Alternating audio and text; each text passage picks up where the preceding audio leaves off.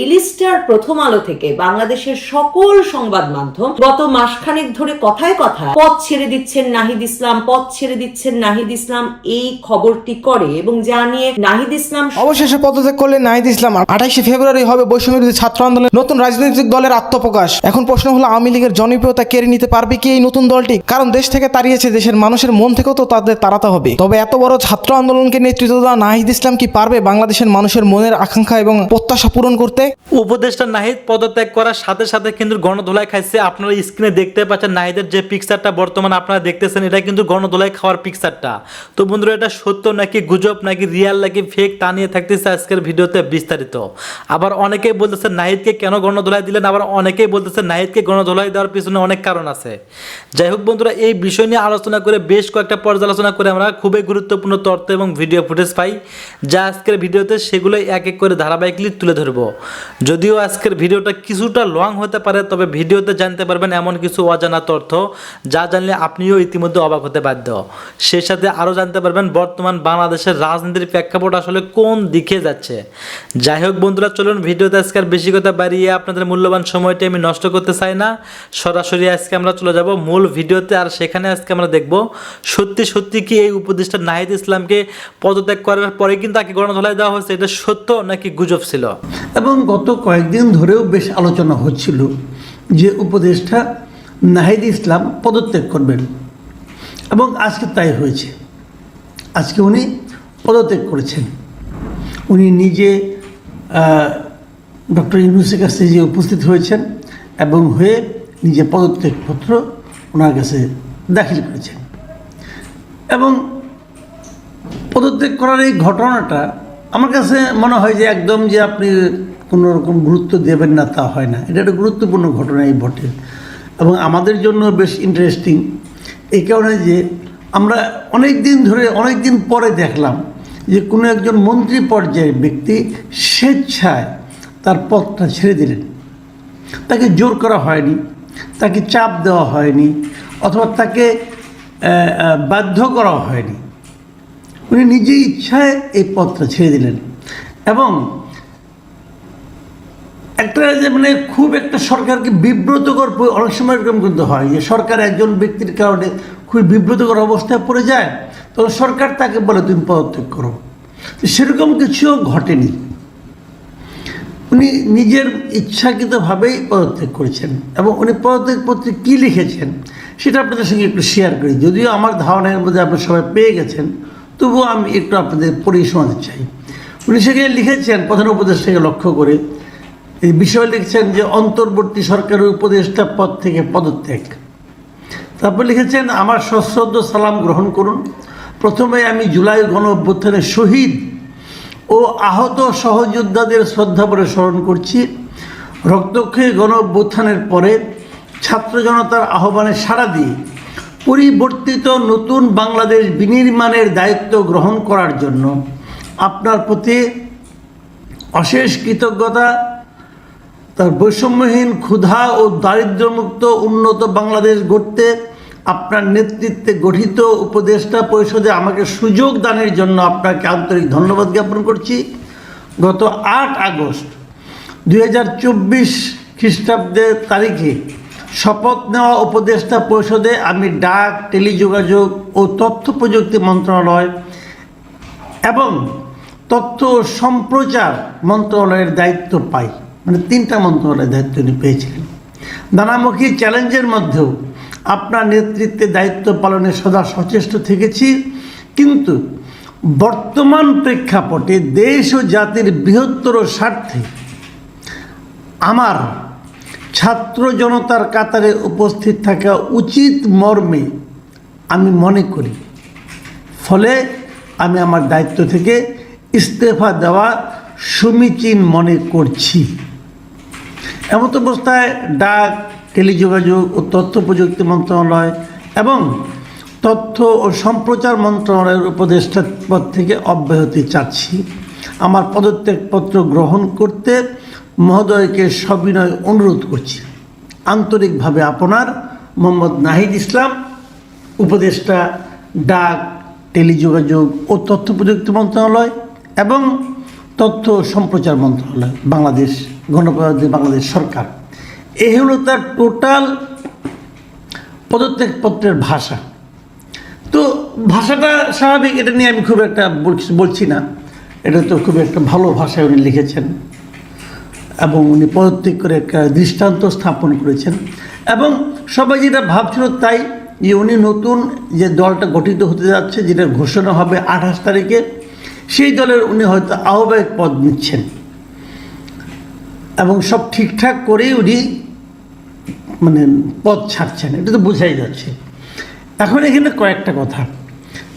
একটা কথা হলো, উনি যে সরকারে ছিলেন, তার মানে এই যে দলে উনি আসবেন এবং দলের যে গঠন প্রক্রিয়া, সরকারে থাকা অবস্থাতেই উনি তার সঙ্গে জড়িত ছিলেন। এই কথাটা কিন্তু মাথায় রাখবেন যে উনি সরকারে থাকা অবস্থাতেই এই দল গঠন নিয়ে আলোচনা করেছেন এবং দল গঠনের সিদ্ধান্ত চূড়ান্ত হওয়ার পর ওনার দলে ওনার অবস্থানটা চূড়ান্ত হওয়ার পরেই উনি ওখান থেকে পদত্যাগ করেছেন। কাজে যে সময়টা উনি এই মন্ত্রণালয়ের দায়িত্বে ছিলেন, সেই সময় উনি সরকারের বাইরে অন্য কোনো কাজ করেন নাই, অথবা ওনার এই সম্ভাব্য দলের কাজ করেন নাই, এটা মনে করা যাবে না। এটা হলো 1 নম্বর কথা।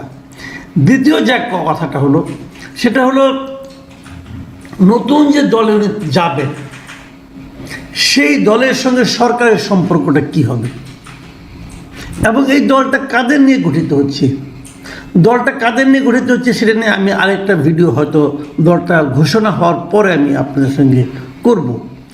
এখন বরঞ্চ নাহিদ ইসলামের পদত্যাগের ঘটনাটা নিয়ে আলোচনা করি। পদত্যাগের ঘটনাটা টেলিভিশনে দেখলাম, বিভিন্ন পত্রপত্রিকায় দেখলাম, নিশ্চয়ই আপনাদের চোখ গিয়েছে যে এটা কিভাবে হলো। এবং প্রথম আলো দেখলাম, একটা রিপোর্টও করেছি। এই রিপোর্টটা আমার কাছে খুব ইন্টারেস্টিং মনে হয়েছে। তারা প্রথম আলো এই রিপোর্টে বলেছে যে নাহিদ ইসলাম ওখান থেকে বেরিয়ে গেছেন, যে পদত্যাগের পর পতাকা ছাড়া গাড়িতে চড়ে ফিরলেন নাহিদ ইসলাম। মানে এই নিউজটা করে তারা কী বুঝালো আমি বুঝতে পারলাম না। ভিডিও নিউজ, ভিডিও করেছে গেলে আর কিছু না, কোনো কথাবার্তা কোনো কিছু নাই। একটা কালো গাড়িতে করে উনি বেরিয়ে গেলেন। মানে উনি পতাকা ছাড়া গাড়িতে ফিরেছেন, এটা কি বিশাল কোনো ঘটনা? কারণ উনি তো পদত্যাগ করার পর আর উপদেষ্টা নাই, তো উনি তো বেরিয়েই যাবেন, তখন ওনার গাড়িতে পতাকা থাকবে কেন? থাকার তো কোনো সুযোগও নাই। যদি এমন হতো যে উনি যমুনার থেকে হেঁটে বেরিয়ে যাচ্ছেন, তাহলে আমি বুঝতে পারতাম যে একটা নিউজ হওয়ার মতো বিষয়। উনি তো সরকারি গাড়িতে বেরিয়ে গেছেন, খালি পতাকাটা নাই, আর তো কিছু না। তাহলে এটার মধ্যে এটা নিউজ করার কি আছে? মানে কিছু কিছু মিডিয়া না, আমি দেখতে পাচ্ছি যে এই সমস্ত লোকদেরকে, স্টুডেন্টদেরকে, স্টুডেন্ট লিডারদেরকে মানে তুলতে তুলতে কোথায় নিয়ে যে তুলতে চাচ্ছে, এটি আমি বুঝি না ভাই। এখানে বাহাদুরি কিছু, এখানে উদারতার কিচ্ছু নাই, উদারতার কিচ্ছু নাই। যে উনি চলে গেছেন একটা গাড়িতে করে, এই পর্যন্ত ঠিক আছে। আচ্ছা, গাড়ি ত্যাগ করেছেন, কিন্তু আমি একটা জিনিস বুঝলাম না, পদত্যাগের পর উনি যে সাংবাদিকদের সঙ্গে কথা বললেন, সেই ছবিটা আপনারা দেখেছেন। উনি যখন কথা বলছেন তখন কিন্তু উনি আর উপদেষ্টা নন, তখন উনি আমার আপনার মতো যে কোনো একজন মানুষ। তো উনি টেবিলে বসে কথা বলছেন সাংবাদিকদের সামনে, কিন্তু ওনার দুপাশে কে? দুপাশে হচ্ছেন প্রধান উপদেষ্টার প্রেস সচিব এবং প্রধান উপদেষ্টার ডেপুটি প্রেস সচিব।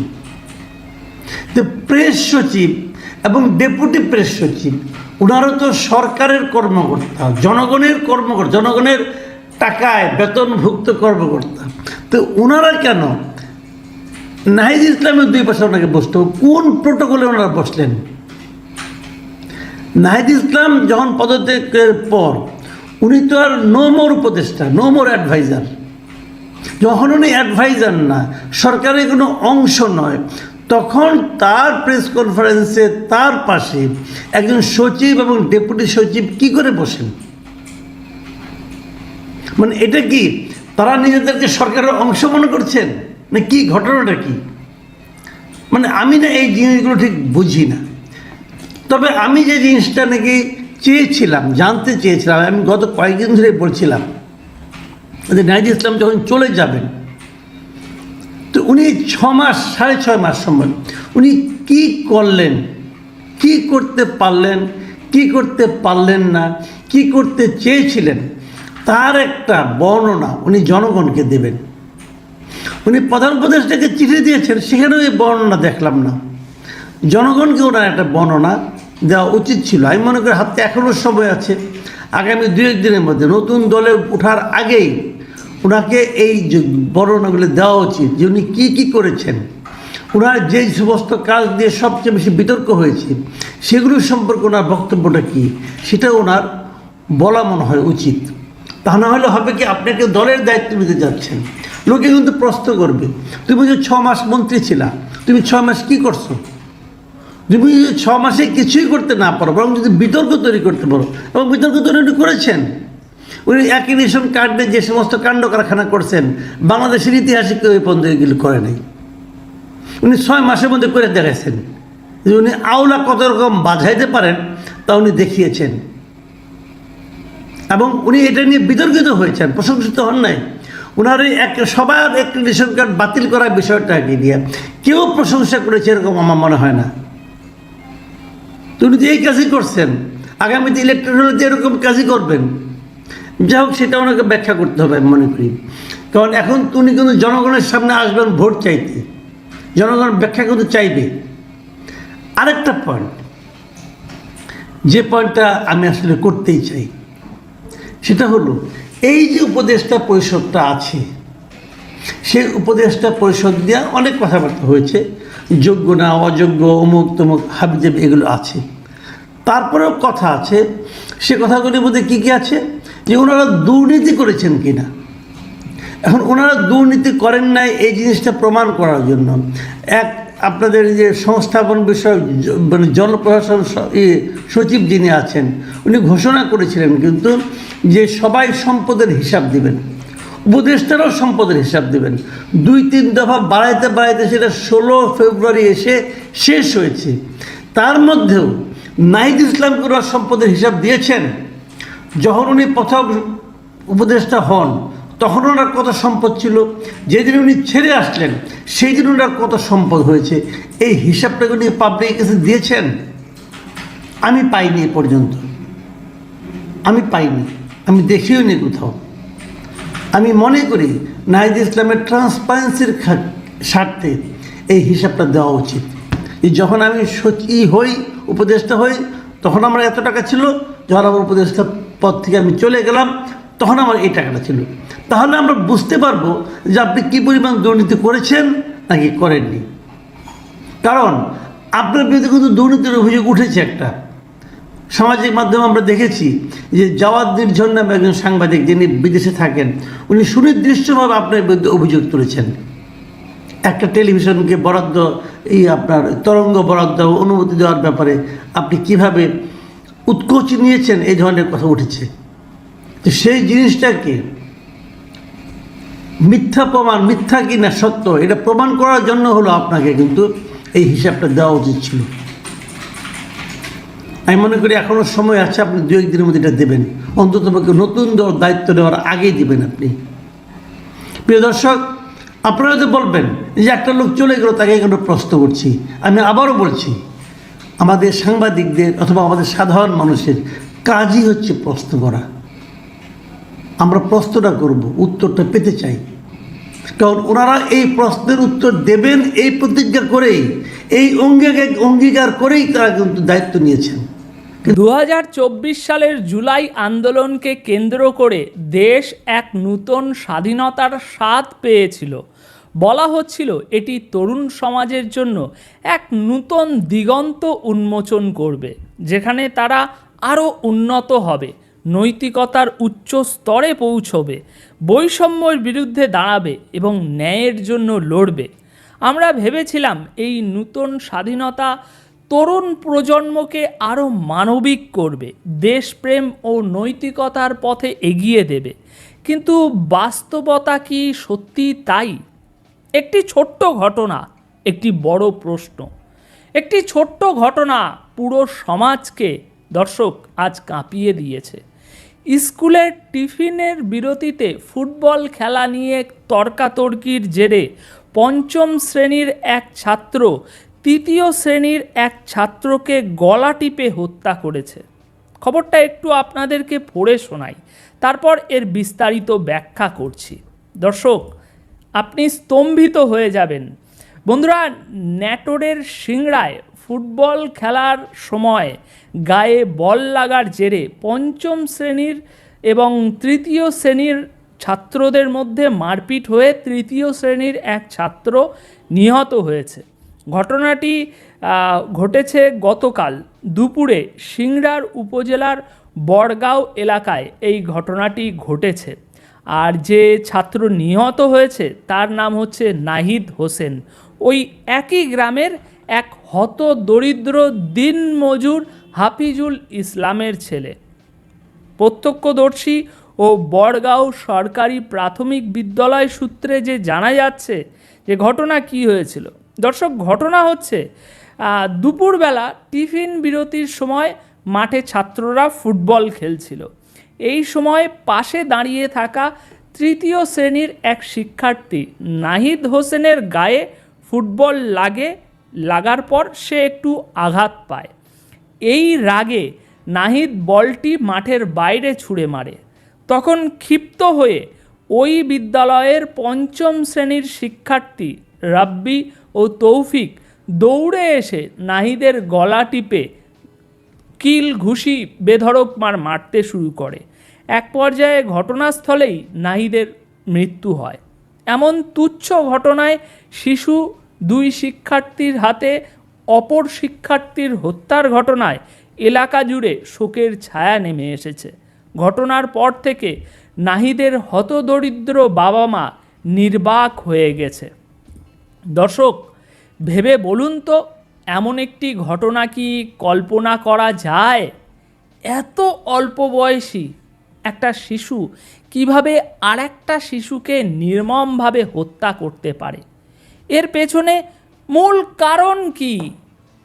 যে নূতন স্বাধীনতার কথা এত গর্বের সঙ্গে প্রচার করা হচ্ছে, সেটি কি আসলেই যুব সমাজকে উন্নতির পথে এগিয়ে নিয়ে গেছে, নাকি তাদের ধ্বংসের দিকে ঠেলে দিয়েছে? যদি সত্যি এই স্বাধীনতা তাদের উন্নত করত, তাহলে কেন একটি শিশু আরেকটি শিশুকে হত্যা করবে? কেন তাদের মধ্যে আজ এতটা হিংস্রতা তৈরি হয়েছে? এই ঘটনা দেখিয়ে দিচ্ছে যে আজকের তরুণ সমাজের মধ্যে ধৈর্য, সহমর্মিতা, মূল্যবোধের ভীষণ অভাব দেখা দিয়েছে। তারা তর্ক ও মতবিরোধকে যুক্তির মাধ্যমে সমাধান করতে শিখছে না, বরং সরাসরি হিংসাত্মক পথ বেছে নিচ্ছে। ছোটোখাটো বিষয়েই সহিংসতা ব্যবহার করছে তারা। এই পরিস্থিতির জন্য কে দায়ী? পরিবার, সমাজ, নাকি রাষ্ট্র? অনেকেই বলতে পারেন এটি একটা বিচ্ছিন্ন ঘটনা, কিন্তু বাস্তবে আমরা কি দেখতে পাচ্ছি না সমাজের সহিংসতা ক্রমেই বাড়ছে? ছোট বাচ্চারাই যেখানে আজ এতটা হিংস্র হয়ে উঠেছে, সেখানে বড়রা কতটা বিপজ্জনক হয়ে উঠেছে আজ, সে তো বোঝাই যাচ্ছে। যে নূতন স্বাধীনতা আমাদের উন্নতি দেওয়ার কথা ছিল, সেটা কি আমাদের মূল্যবোধ কেড়ে নিচ্ছে আজ? যদি সত্যি স্বাধীনতার মানে হয় বেপরোয়া হওয়া, আইন না মানা, নিজের মতকে জোর করে প্রতিষ্ঠা করা, তাহলে সেটি স্বাধীনতা নয়, সেটি বিশৃঙ্খলা। একটা সময় ছিল যখন স্বাধীনতা মানে ছিল উন্নতি, শান্তি এবং সমৃদ্ধি, কিন্তু আজ আমরা যা দেখছি তা স্বাধীনতার নামে নৈরাজ্য। 2024 সালের জুলাই আন্দোলন এবং তথাকথিত নূতন স্বাধীনতা আমাদের যুব সমাজকে উন্নতির পথে নিয়ে যাওয়ার পরিবর্তে বর্বরতার পথে ঠেলে দিয়েছে। আপনি মানুন আর না মানুন, রাস্তায় জ্বালাও পোড়াও, যে ইচ্ছা খুশি মতো যার ইচ্ছা সম্পত্তি ধ্বংস, প্রকাশ্যে লুটপাট, দিনে দুপুরে ডাকাতি, নৃশংস হত্যাকাণ্ড, এইসব কি উন্নয়নের চিহ্ন, নাকি সমাজের এক করুণ অবক্ষয়ের প্রতিচিত্র?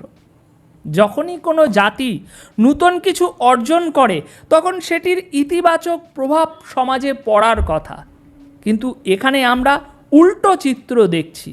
যে স্বাধীনতার কথা বলা হচ্ছে তা সমাজের শৃঙ্খলা ও উন্নতি আনতে ব্যর্থ হয়েছে এবং এটি ধ্বংসের বীজ বপন করছে। এখন দেশের এই যুব সমাজকে গর্বের চোখে দেখানো হচ্ছে একটি মহল দ্বারা বিশ্ববাসীর কাছে, অথচ তাদেরই একটি বড় অংশ হিংস্র হয়ে উঠেছে। বৈষম্য দূরের কথা বলে তারা, কিন্তু নিজেরাই বৈষম্য সৃষ্টি করছে। তারা নিজেরাই সমাজকে এক বিভীষিকাময় অবস্থার দিকে ঠেলে দিচ্ছে। নতুন স্বাধীনতা আসলে কিভাবে দেশকে উন্নত করবে, যখন সাধারণ নাগরিকদের জীবন আজ অনিরাপদ হয়ে পড়েছে?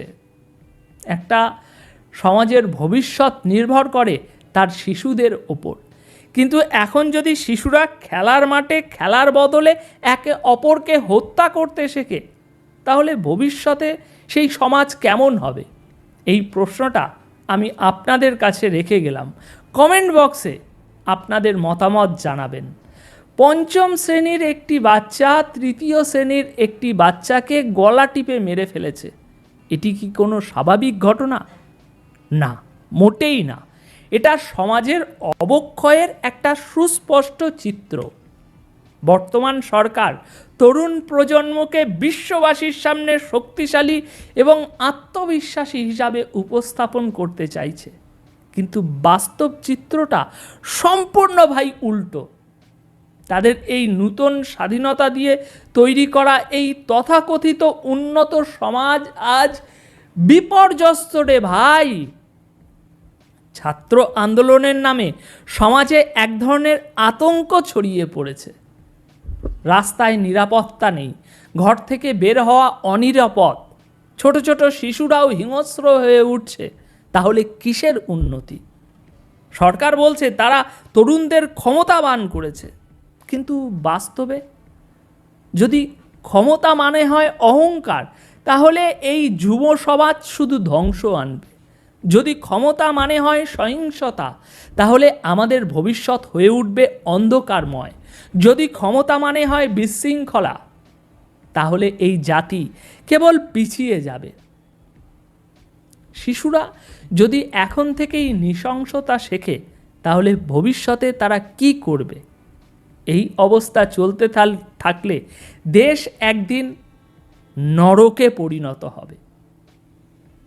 এখনই যদি এই নৈরাজ্যের সংস্কৃতি বন্ধ না করা যায়, তবে আমাদের ভবিষ্যৎ প্রজন্ম আমাদের ভুলের মূল্য চোকাবে। 2024 সালের নতুন স্বাধীনতা এবং জুলাই আন্দোলন নিয়ে যতই প্রশংসা করা হোক না কেন, বাস্তবতা আমাদের একেবারেই অন্য কথা বলছে।